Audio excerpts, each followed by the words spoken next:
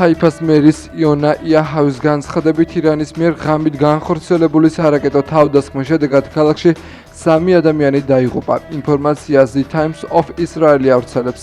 გამოცემის ცნობით ირანის სარაკეტო შეტევის შედეგად დაღუპულთა რიცხვი 8-მდე გაიზარდა. 4 ადამიანი ქალაქ პეტაკტიკავში დაიღუპა, ერთი კი ბნეიბარგში. ჯანდაცვის სამინისტროს ცნობით, ქვეყნის ჩრდილოეთ და ცენტრალურ ნაწილებზე სარაკეტო თავდასხმების შედეგად 287 ადამიანი საავადმყოფოში გადაიყვანეს. ცნობისთვის სარაკეტო დარტყმების შედეგად განადგურდა და დაზიანდა საცხოვრებელი კორპუსები და სხვა შენობები, ავტომობილები და სამოქალაქო ინფრასტრუქტურა. ისრაელში პარასკევის შემდეგ ირანის თავდასხმების შედეგად დაღუპულთა საერთო რაოდენობა 22-მდე გაიზარდა. ამასთან ირანის ჯანდაცვის სამინისტრომ განაცხადა, რომ ირანში ისრაელის იერიშების სულმცირე 224 ადამიანი ემსხვერპლა, 1277 კი ჰოსპიტალიზირებულია. ეს რა თქმა უნდა შეიძლება იყოს შედეგი, რადგან ირანის რეჟიმი ძალიან სუსტია. ფიქრობ, მას ძირითადად რჩება ორი რამ. მისი გეგმა ჰქონდეს ატომური ბომბები და ბალისტიკური რაკეტები. ეს არის ძირითადად ის, რაც ირანს აქვს. მათ რა თქმა უნდა არ ჰყავთ ხალხი. ხალხის 80% გამოაგდებდა ამ თეოლოგიურ ყაჩაღებს. ჩვენ მზად ვართ, ყველაფერი გავაკეთოთ, რაც აუცილებელია ჩვენი ორმაგი მიზნის მისაღწევად. აღმოვქვხრათ ორი ეგზისტენციალური საფრთხე, ბირთვული საფრთხე და ბალისტიკური რაკეტების საფრთხე. სტივ უიტკოფმა ირანის საგარეო საქმეთა მინისტრს აბას არაღჩის უთხრა, რომ ისრაელის შეერთებული შტატების ნებართვის გარეშე ვერაფერს გააკეთებს. ეს ნიშნავს, რომ ისრაელის ქმედებები ხორციელდება ამერიკის შეერთებული შტატების პირდაპირი თანხმობით. გახარია საქართველოს ლიდერი ყოფილი პრემიერ-მინისტრი გიორგი გახარია პარლამენტის დროებით საგამოძიებო კომისიაზე ხელმეორედ დაიბარეს. როგორც დროებითი საგამოძიებო კომისიის თავმჯდომარე მთია წოლუკიანა გამარტა, ის ხომაზე ჩორშანა საკითხთან დაკავშირებითაა დაბარებული, რათა დამატებით კითხვებს უპასუხოს. ამასთან მისივე ინფორმაციით გიორგი გახარია კომისიის 23 ივნისის ხომაზეა დაბარებული.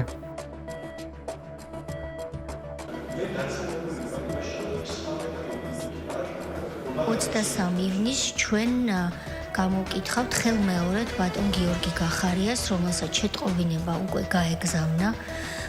ეს პროცედურა შეტყობინების ნაწილობრივ უკვე არის დასრულებული, თუმცა გრძელდება კანონით გათვალისწინებული წესის ზედმიწევნითა და სრულყოფილად დაცვის მიზნით და მე დიდი იმედი მაქვს, რომ ბატონი გიორგი დამატებით გამოკითხვაზე გამოცხადდება იმისათვის, რომ ჩვენ გავაგრძელოთ ჩორჩანის წაღლის და სხვა იმ სოფლების თემაზე საუბარი, სადაც მან გვითხრა, რომ არც ერთი სანტიმეტრი ტერიტორიის მისი ამ გადაწყვეტილებით, რომელიც საგუშაგოს განთავსებას შეეხებოდა, ოკუპირებული არ ყოფილაო, თბილისის ცენტრალურ ხელისუფლებას არ დაუკარგავს კონტროლია და ჩვენ მოვისმინეთ წავლის მაცხოვრებლის ახსნა განმარტება წინა კვირაში, სადაც მან თქვა, რომ მთელი ტყე დაკარგა ქვეყანამ და დაიკავა ოკუპანტმა სახელმწიფომ და რუსეთი უფრო მეტად შემოვიდა ქართულ ტერიტორიაზე, ვიდრე მანამდე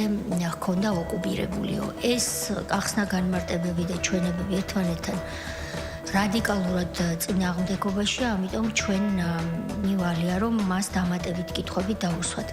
ასევე კითხვები დაისმება და ეს შეტყობინების წერილშიც მას ეცნობა 2012-2025 წლების იმ მონაკვეთთან, როდესაც ის უკვე ოპოზიციაში იყო, ეს არის მისი გადადგომიდან დღემდე პერიოდი, მათ შორის მისი და მისი პარტიის საქმიანობა საერთაშორისო ასპარეზზე და საერთაშორისო პარტნიორებთან. სხდომას 19-ში გააგრძელებს და დახურავს მთავრობის ადმინისტრაციის ყოფილი უფროსი ბატონი გიორგი ჭოლაძე, რომელიც 20 ივნისის აქციის დაშლაზე ისაუბრებს, ვინაიდან ის გიორგი გახარიასთან მაშინდელ შინაგან საქმეთა მინისტრთან ერთად იმყოფებოდა პარლამენტის შენობაში, იმ ოთახში, სადაც ბატონი გიორგი გახარია იმყოფებოდა და საიდანაც ის გასცემდა ბრძანებებს. საელჩოების იმდროინდელი განცხადებები მწვანე შოქი იყო სააკაშვილის და მისი ხელისუფლებისთვის, რომ მათ ძალადობრივად ემოქმედათ. ამის შესახებ თბილისის საკრებულოს თავმჯდომარე მზურა აბაშიძემ პარლამენტის საგამოძიებო კომისიის ხდომაზე 2009 წლის 15 ივნისის აქციის დარბევის შესახებ საუბრისას განაცხადა. მან კომისიის წევრებს ამერიკის შეერთებული შტატებისა და საფრანგეთის საელჩოების იმდროინდელი განცხადებები გააცნო. გარდა ამისა, აბაშიძემ განაცხადა, რომ სააკაშვილის დროს ოპოზიციაში მყოფ რადიკალურად განწყობილ პირებსაც კი არ მოსულიათ თავში აზრად, სადმე შევარდნა და სახელმწიფო შენობების გადაწვა. და ხარი დაგვეჭირა ახალგაზრდები მარტო არ ყოფილიყვნენ და გამოვარდნეს ხელკეტებით თავს საიდან გამოვარდნენ? უკანა მხრიდან პოლიციის უკანა მხრიდან გამოვიდნენ და თავს დაგოსა და უმოწყალოდ დაგვიწყეს ცემა რა ახალგაზრდების და ჩვენი პოლიტიკური ლიდერების. ჩვენის მხრივ ესეთი სერიოზული დაზიანების ნიშნები ვერ აღმოუჩინეთ. ცხვირის ძვლები აქვს დამტვრეული და კამფეშა ჰემატომები და ჰემოსინუსიტები.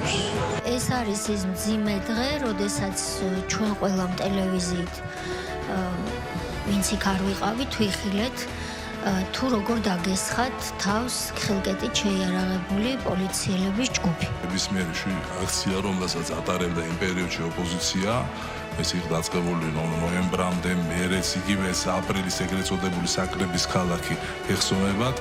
აცერტი სამართალ დარღვევა არ განხორციელებული იყო. მე არ მახსოვს ყოველ შემთხვევაში, რომ ვინმეს კანონი დაერღვია. ეს იყო სრულიად მშვიდობიანი, იყო აბსოლუტურად თავისუფალი და იყო ორიენტირებული იმაზე, რომ მაქსიმალურად გვემხილებინა როგორც ქვეყნის შიგნით, ისევე ქვეყნის გარეთ ეს სისხლიანი რეჟიმი, რომელსაც ნაციონალური მოძრაობა ერქვა.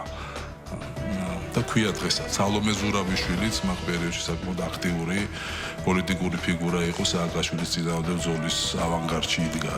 და მათ ხომ ერთად ვიყავით ყველანი. დაახლოებით 2 თვის მანძილზე, როდესაც უკვე ეს აქციები მიდიოდა, პარლამენტის შენობა პარალიზებული იყო, იმიტომ რომ აქ არანაირი ხდომები არ ტარდებოდა, იმიტომ რომ იყო აქციები. ეწყობოდა ეგრეთ წოდებული სიცხვილის კორდონი. პარლამენტის თავმჯდომარეში დავით ბაქრაძე იყო და მის მანქანას რაღაც წინაღობა შეუქმნეს ახალგაზრდება და ამას მოყვა ძალიან სერიოზული აღშფოთება, რომ როგორ შეიძლება პარლამენტის პარლამენტის წევრებს არ ატარებენ და ასე შემდეგ. ამერიკის საელჩომ გააკეთა განცხადება და თქვა, რომ ამერიკის შეერთებული შტატები წუხსოვს რაპორტეს, რომ აქციის ზოგიერთი ლიდერმა ადამიანებს და მათ ქონებაზე მიტანილი იერის ხარი დაუჭირა. ხსენებულმა თავდასხმებმა ხელი შეუშალა ოფიციალური პირების საქმიანობას და გადაკვეთა ხაზი, რომელიც აზრის გამოხატვის, თავისუფლებას და კრიმინალურ ქმედებებს შორის არის გავლებული. ეს აკეთებს ამერიკის შეერთებული შტატების საელჩო განცხადებას. ასევე მაქვს ხელთ საქართველოს საფრანგეთის ელჩი, რომელიც გახლავთ ბატონი ერიკ ფურნიემ განაცხადა, რომ ხალხის მიერ არჩეული დეპუტატებს ქვები ესროლეს, დემოკრატიას შეურაცხყოფა მიაყენეს, ასევე შეურაცხყოფა მიაყენეს ჩეხეთის რესპუბლიკის ელჩს, რომელიც საქმის გასარკვევად ადგილზე მივიდა. ჩვენ მოუწოდეთ ყველა პოლიტიკურ პარტიას თავი შეიკავოს ზალადობის პროვოკაციისაგან. პოლიტიკურ პარტიას მოუწოდებდნენ ახლა. ასევე უნდა ითქვას, რომ აი ესეთი განცხადებები მე ვფიქრობ იყო უკვე მწვანე შუქი სააკაშვილის რეჟიმისთვის და მისი ხელისუფლებისთვის. სახელზეც ვიცანი, ერთი იყო ახალაიერა მეორე სანაძე, რომელსაც ჰქონდა ტირისტოფი და ესროდნენ პირდაპირ ახალგაზრდებს.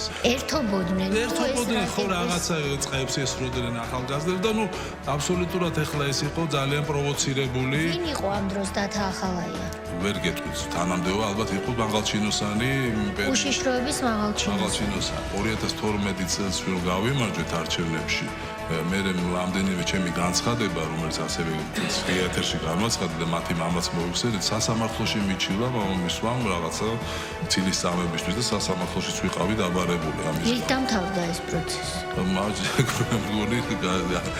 არ ვიცი მე აღარ მიმიქცევი ყურადღება, მაგრამ არ დაუძახიათ ჩემთვის სასამართლოში. ხო, ის საერთოდ ბატონი როლანდი ძალიან გულჩვილი და მოწყობილი. მე უბრალოდ რაც დავინახე, იმას ყვები, დიახ. ესეთი ბაქრაძის მიმართ ძალადობა და რაიმე განხორციელება მე არ მახსოვს. ახალგაზრდებმა, რომლებიც ებრძოდნენ სააკაშვილის რეჟიმს, ერთადერთი რაც გააკეთეს იყო, რომ პარლამენტის თავმჯდომარე მანქანით გამოდიოდა პარლამენტის შენობიდან და მას გზა გადაუღობეს. დიახ, ჩემი ინფორმაცია, დიახ ეს იყო. და თქვენ ჩათვალეთ საჭიროთ, რომ სულიყავით ცოტა უფრო მაღლა, რუსთაველიდან ზევით და მიიღეთ განმუხტვაში მონაწილეობა როგორც პოლიტიკოსმა. ამის მერე რა ხდება? იგებთ რომ ხდება ამ მივარდნების სახლებში ამ ახალგაზრდებთან და მათი დაკავების ცდილობები. მე მიკავშირდება როგორც მახსოვს დავით გამყრელიძე, მაშინ ახალი მემარჯვენეების პოლიტიკური ლიდერი იყო, თავმჯდომარე ამ პარტიის და მეუბნება რომ აი ჩვენმა ახალგაზრდებმა რომელსაც ესე დაძდევენ და უნდა დაყოთ მივიღეთ გადაწყვეტილება რომ მივიდეს დედაქალაქ თბილისის სამმართველოსა დიღომში და აბსოლუტურად მშვიდობიანი აქცია გამართონ და თქვა რომ აი ჩვენ აქ ვართ და არსად არ ვიმალებით და თუ რამე კანონიკოს დარღვეული აგერ კი ბატონო ძალთავარ დაგკითხეთ მეც მივედი იქ დამხრენ თორედ მახსოვს და დავით გამყრელიძე და ღალბატონი სალომე ზურაბიშვილი დარბევა უნდა დაიწყოს მე შევშფოთდი და ამდენი მის და მეთქი რასაკეთებთ ეს რა ხდება რას ვაშავებთ და ნუ ამოვიდა უბრალოდ ერთი ხმაგი მომესმა რომ აი აბაშიძეა და ეს აუცილებლად უნდა გაუსწორდეთ ეს და მე უკვე მე გონებას ვკარგავ იმიტომ რომ არა მარტო სახეში არეში ვიღებ ამ ძიმე დაზიანებებს ხელკეთით არამედ ნუ სხეულის სხვა მიდამოებში რა ტიპის დაზიანებები მიიღეთ? ცხვირის ძვლების მოტეხილობა, კიდევ კბილები, რომელიც ჩაგიმტრიეს რეალურად, ასე უნდა ითქვას. დაბეჟილობები მრავლობით. თავში გირტყეს, ხო? ტვინი შერყევა ქონდათ. იმიტომ რომ მე თვეზე მეტი ვიყავი სამონტყოფოში რამდენიმე დღე დამტოვეს და მე ვიყავი უკვე სახლის რეჟიმში ვერ ვდგებოდი პრაქტიკულად. დღეს როგორია თქვენი ჯანმრთელობის მდგომარეობა? მას მე მომიზია კიდევ ერთი ოპერაციის გადატანა, იმიტომ რომ მე ძალიან სახეზე მცხვირის ბუნებრივი, იმიტომ რომ ძალიან გამეჭირდა მე რაღაცა სუნთქვა და ასე შემდეგ. საგამოძიებო კომისიამ ჩორჩანას ეპიზოდთან დაკავშირებით გიორგი განხარია კიდევ ერთხელ დაიბარა. ყოფილ პრემიერს 23 იუნის ელოდებიან. პარალელურად ისევ პოლიტიკური შეფასებების თემაა გენერალურ პროკურატურაში დაწყებული გამოძიება ერთ-ერთი საქმე 2019 წლის 24 აგვისტოს სოფელ ჩორჩანასთან საოკუპაციო ხაზის გასწვრივ საგუშაგოს მშენებლობა და მაშინდელი შინაგან საქმეთა ყოფილი მინისტრის გიორგი განხარიას გადაწყვეტილებაა. მართველი გუნდი აღნიშნავს პროვოკაციულ მოცემულობაში გადადგმულ ნაბიჯ უწოდებს და ამბობს, რომ ქვეყნისთვის შესაძლო საფრთხის შექმნის გამო ყოფილმა პრემიერმა და შსს ყოფილმა მინისტრმა პასუხი უნდა აგოს. ბრალდებებს უსაფუძვლოდ მიიჩნევენ თავად ექს-პრემიერის გუნდში. ჩორჩანას ეპიზოდს ეძიებს საგამოძიებო კომისიაც. კანონმდებლებმა გიორგი განხარია ამ თემაზე უკვე გამოკითხეს და 23 ივნისს კიდევ დაიბარეს.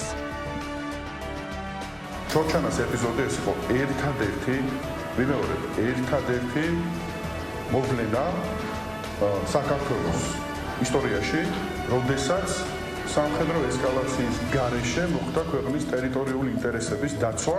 უკან ეს პროცესი, რაც წარმოებს გნებავთ პროკურატურის მხრიდან, გნებავთ საგამოძიებო კომისიის მხრიდან, ეს სხვა არაფერია, თუ არა პოლიტიკური დევნა გიორგი განხარიას წინააღმდეგ. მე ვერ გეტყვით რას ხარშავს ოცნება, ფაქტია რაღაცას ხარშავენ. მათი გადაწყვეტილებებზე ვარაუდი ანალიზი ძალიან დამღლელი და უმადური საქმეა, იმიტომ რომ არ არსებობს ამ ქვეყანაში არც სასამართლო, არც რამე სამართლებრივი ლოგიკა. შეიძლება არ ვიცი მე განხარიას რაღაცას უპირებენ, ნებისმიერი ამ მათი ხელის გასაკვირი არ არის. ამასთანავე ჩორჩანაში რა მნიშვნელოვანი იყო, რუსული ხაზია ეს ჩორჩანაში საგუშაგოს გახსნა არის საქართველოს ინტერესებში. რუსეთის ინტერესებში იყო, რომ არ გახსნილიყო და ესენი იქცევენ როგორც რუსული მთავრობა. ჩორჩანაში დადგმა აი ამ საგუშაგოსი განმაპირობებელი იყო, წინაპირობა იყო რუსეთის საოკუპაციო ძალის გადმოწევისა, რის შედეგადაც მილიონი კვადრატული მეტრი დაიკარგა ტერიტორიის.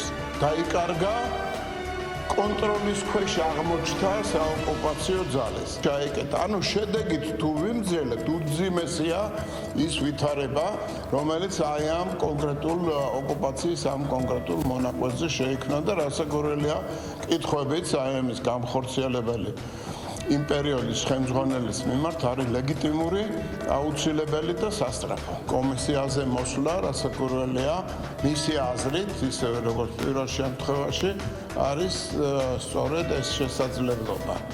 რომ როგორმე დაამტკიცოს, რომ იგი პირადად მისი გადაწყვეტილებები არც ამ შემთხვევაში, არც ბასიანის შემთხვევაში, არც პანკისის ხეობაში სრულიად სულელური ოპერაციის ჩატარების პერიოდში არ იყო განპირობებული რაიმე კონკრეტული დავალებით გარედან. ზუსტად ვიცით რა ბრძოლაშიც ვართ, ამიტომ უკან დახევას არ ვაპირებთ. მოლოდინი მაქვს, რომ საპატიმრო სასჯელი იქნება. ამის შესახებ სტრატეგია აღმაშენებლის ლიდერმა გიორგი ბაშაძემ განაცხადა. მისი შეფასებით სასამართლოში მიმდინარე პროცესები აჩვენებს იმას, რომ დღეს ქართული ოცნება სუსტია. ცნობისთვის გიორგი ბაშაძე საქართველოს პარლამენტში შექმნილმა დროებითმა საგამოძიებო კომისიამ 15 აპრილს დაიბარა, თუმცა ბაშაძეს ხდომაზე არ გამოცხადდა, რის შემდეგაც მას ბრალი წაუყენეს. გიორგი ბაშაძეს ბრალდება სისხლის სამართლის კოდექსის 359 მუხლით აქვს წარდგენილი, რაც საქართველოს პარლამენტის დროებითი საგამოძიებო კომისიის მოთხოვნის შეუსრულებლობას გულისხმობს. აღნიშნული ისჯება ჯარიმითან თავისუფლების აღკვეთით ვადით 1 წლამდე, თანამდებობის დაკავების ან საქმიანობის უფლების ჩამორთმევით ვადით 3 წლამდე. გიორგი ბაშაძეს აღკვეთის ღონისძიების სახით 50,000 ლარიანი გირაო აქვს შეფარდებული.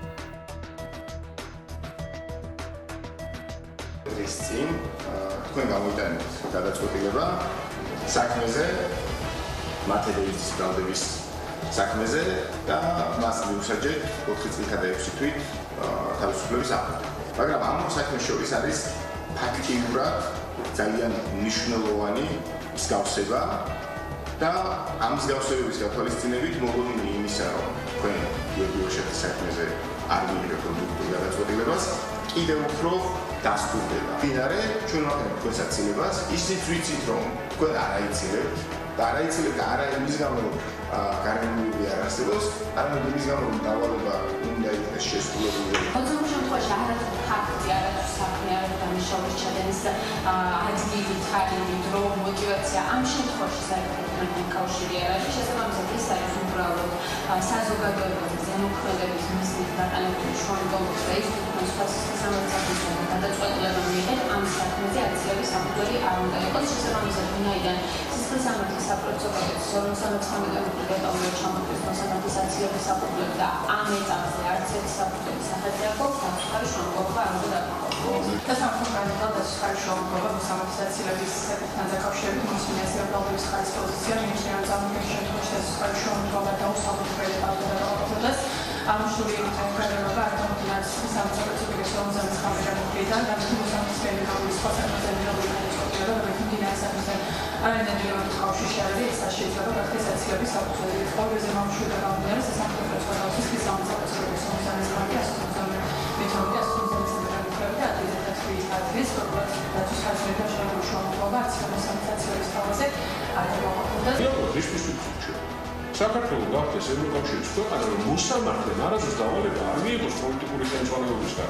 კლანი არ მართავდეს სასამართლოს, პროკურატურას არ მართავდეს FSB-ს აგენტები, დამოუკიდებელი იყოს პროკურორის მოსამართლის თავის საქმიანობაში, ისე როგორც არის ევროპულ ქვეყნებში. მაგრამ საქართველოს სამწუხაროდ ესე არ არის. და თქვენ პირადად ხო ამის თანამონაწილე რომ ხალხ მათედევიჩის საქმეზე აჩვენებს ხო?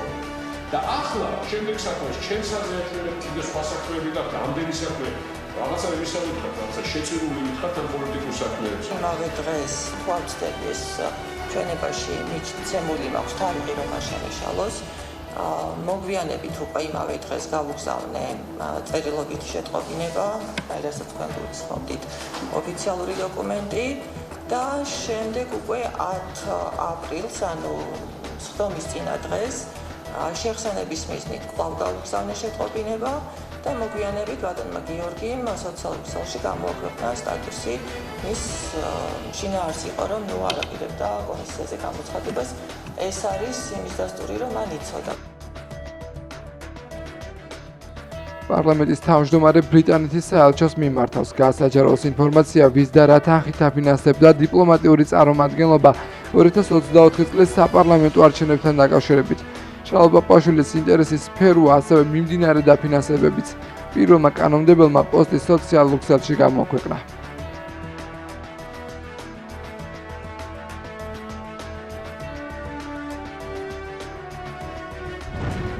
ბრიტანეთის საელჩოს განცხადების შემდეგ გამჟღავნდა, რომ საელჩო აპირებდა ადგილობრივი არჩევნების ჩაშლის გაცხადებული მიზნის მქონე პარტიული პროპაგანდის და ექსტრემისტი პოლიტიკოსების დაფინანსებას, რაც ამყარებს ეჭვს, რომ ეს არ იყო პროპაგანდისა და ექსტრემიზმის დაფინანსების პირველი მცდელობა. მიუმართავ ბრიტანეთის საელჩოს გაასაჯაროოს ვის და რა თანხით აფინანსებდა 2024 წლის საპარლამენტო არჩევნებთან დაკავშირებით და ვის და რა თანხით აფინანსებს დღეს. ასევე მიმართავ ყველას, ვისაც შესაძლოა ჰქონდეს რაიმე ინფორმაცია ბრიტანეთის საელჩოს დაფინანსებებთან დაკავშირებით, მომაწოდოთ ეს ინფორმაცია. ბრიტანეთმა თავისი ფული, თავისი საბიუჯეტო რესურსები სად და როგორ დახარჯოს მსოფლიოს მასშტაბი იცის გადასარევად კარგად. პაპუაშვილის წარმოდგენები იმასთან დაკავშირებით, რომ საქართველოში დემოკრატია არ უნდა გაავითარდეს, არ უნდა გამტკიცდეს, დემოკრატიული ინსტიტუციები რომ არ უნდა არსებობდნენ, ეს ჩვენ ძალიან კარგად ვიცით და მთელმა მსოფლიომ იცის. მაგრამ ამ მოცემულობას ჩვენ ვერ შევეგუებით უბრალოდ, რომ საქართველოში არ იყოს დემოკრატია. ამ ადამიანების, მათ შორის ბატონი პაპუაშვილის მიზანი რა არის? რომ საქართველოში არ არსებობდეს თავისუფალი და სამართლიანი არჩევნები. დიდი ბრიტანეთი არის ჩვენი ქვეყნის ერთ-ერთი ყველაზე გამორჩეული მეგობარი, რომელიც 3-10 წელზე მეტია სრულ მხარდაჭერას უწევს ქართულ სახელმწიფოს, ქართულ სახელმწიფოებრიობას, სახელმწიფო ინსტიტუტებს და ქართულ ხალხს. შესაბამისად, ეს ბინძური პროპაგანდა, რომელსაც აწარმოებს ქართული ოცნება და რომელსაც ახმოვანებს ბატონი პაპუაშვილი, ემსახურება მხოლოდ და მხოლოდ ჩვენი დასავლელი პარტნიორების დისკრედიტაციას და საზოგადოებაში ანტიდასავლური განწყობების წახალისებას. დღის წესრიგიდან ნებისმიერი შეკითხვა, ნებისმიერი პრობლემა მოიხსნება გამჭვირვალეობის შემთხვევაში. წარმოუდგენელია, რომ დემოკრატიული სახელმწიფო დიდი ბრიტანეთი ნებისმიერი ევროკავშირის წევრი ქვეყანა, ნებისმიერი ფონდი გასაკვირველია ყველანაირ პრობლემას მოხსნის დღის წესრიგიდან იმ ელემენტარული მოთხოვნის შესრულების შემთხვევაში, რასაც ქვია გამჭვირვალეობის უზრუნველყოფა. თუ კი ეს ასე არ ხდება, გასაკვირველია ლეგიტიმური კითხვაც ხდება. ხომ არ შემოდის თანხები პოლიტიკურ ველზე. თან ისეთი თანხები, რომელსაც განაგებენ პოლიტიკური პარტიები და არა დონაციის მიმღები ორგანიზაციები. წლების განმავლობაში, მაშინ როდესაც ის ძალიან რადიკალური და ძალადობრივი პროცესები ვითარდებოდა თბილისში, ზოგადად საქართველოში. სად მიემართებოდა ბრიტანეთიდან, ბრიტანელი გადასახადის გადახდელის მიერ გადახდილი თანხები და რა პროცესები ფინანსდებოდა საქართველოში. ამაზე ღიად საუბარი არის ის საფუძველი, რა საფუძველზეც საერთოდ საერთაშორისო ურთიერთობები დგება და ამ ყველაფრის მიჩქმალვა ან კიდე პირიქით სურვილი, რომ ქვეყანაში დემოკრატია ჩამოანგრიო, დააფინანსო პროცესები, ბუნებრივია, რომ ქვეყნებს შორის ურთიერთობების გაღრმავებას და ნორმალიზებას ხელს არ უწყობს. ჩვენ წარსული გამოცდილებიდან არაერთხელ ვნახეთ, რომ ერთი შეხედვით კეთილშობილური გაცხადებული მიზნების უკან აი ეს დაფინანსება, ცალკეული ცხოვრების დაფინანსება ხმარდებოდა ისეთ მიზანს, რომელიც არ იყო გათვალისწინებული რეალურად საგრანტო ხელშეკრულებებში. ის 4 ორგანიზაცია, რაც ჩვენ ვიხილეთ, ასევე ნათლად გამოჩნდა, რომ პირდაპირ გამიზნული მიზანი ჰქონდათ, რომ დაფინანსება გაცემულიყო ისეთ ორგანიზაციებზე, რომლებიც პირდაპირ მათი მიზანი იყო არჩევნების ჩაშლა. ამიტომ ბუნებრივია, რომ ჩნდება კითხვები არა მარტო ამ დაფინანსებასთან, არამედ სხვა დაფინანსებებთან დაკავშირებით. ძირითადად თანხები, რომელიც შემოდიოდა უცხოეთიდან, ეგრეთ წოდებული არასამთავრობო ორგანიზაციების გავლით, რა თქმა უნდა, ხმარდებოდა ქვეყანაში რევოლუციის მოწყობას. კი ეს იფუთებოდა იმით, რომ ვიღაცა ვითომ რაღაც კეთილ პროექტს აკეთებდა, ვიღაცებს ეხმარებოდა, მაგრამ 90% თანხების მიდიოდა რევოლუციურ სცენარში, მიდიოდა ზიზღის კამპანიაში, საზოგადოების გახლეჩვის მცდელობაში, პოლარიზაციის გაღრმავებაში, ეს არის მოცემულობა და რეალობა სამწუხაროდ. სოციალურ ქსელში გამოქვეყნებულ პოსტებთან დაკავშირებით ქართული ოცნების მიერ მომზადებული საჩივარი და მიმდინარე სასამართლო პროცესები პოლიტიკური შეფასებების თემაა. ისეთი სახელმწიფოები, რომლებიც ზღუდავენ გამოხატვის თავისუფლებას ამგვარი მიზეზებით, არიან სწორედ ავტოკრატული სახელმწიფოები, როგორადაც გვაქცია ქართულმა ოცნებამ ჩვენს. ეს არის წარმოუდგენელი რამ, იმიტომ რომ თავისუფალი სივრცე, თავისუფალი სიტყვა უნდათ ბოლომდე ჩაახშონ და ამ საჩვენებელ მასკარადს და სპექტაკლ პროცესებს გვთავაზობენ, პოსტებს გადავხედოთ, მოდი და ვნახოთ ჯერ ერთი შეურაცხყოფაზე ვინ საუბრობს. რუსულმა მოღალატეულმა ბანდამ იქამდე მიიყვანა საქმე, რომ საქართველოს სულ უფრო და უფრო მეტად ემსგავსება უბრალოდ ბელორუსს კი არა, პირდაპირ ჩეჩნეთს, სადაც ეშინია რეჟიმს ნებისმიერი თუნდაც მკვახე სიტყვისა, ნებისმიერი თავისუფალი სიტყვისა, ნებისმიერი თავისუფალი აღზრისა, ნებისმიერი თავისუფალი ადამიანისა, ორგანიზაციისა, იქნება ეს არასამთავრობო თუ პოლიტიკური. ამიტომ აღარაფერი გასაკვირი არ არის ამ რეჟიმისგან. როდესაც ხარ ცნობადის სახე, როდესაც ხარ ცნობილი ჟურნალისტი, პოლიტიკოსი, როცა ბილდს სიტყვა, როცა შეურაცხყოფას აყენებ, როდესაც გამოდიხარ და არასრულწლოვანთან ერთად დედას შეურაცხყოფას აყენებ, გაანები თავი პოლიტიკოსი. ამასთან დაკავშირებით, რაც არის კანონი, რომ დაჯარიმდეს, ესეც არ უნდათ.